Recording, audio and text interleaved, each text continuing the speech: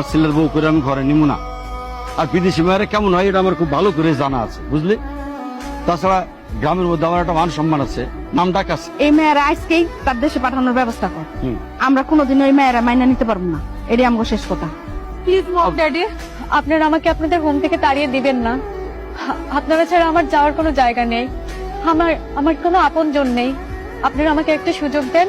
আমি বলছি আপনাদেরকে, কথা দিচ্ছি, আমি নিজেকে প্রমাণ করে দিব আমি আপনাদের বাড়ির যোগ্য বউ। আর আমি যদি এটা না করতে পারি তাহলে আপনাদেরকে বলতেও হবে না। আমি নিজে এই বাড়ি ছেড়ে, এই দেশ ছেড়ে, আপনাদের ছেলেকে ছেড়ে একেবারের জন্য আমার দেশে চলে যাব। আচ্ছা ঠিক আছে, তোর বউরে এমন একটা সুযোগ দিতে চাই।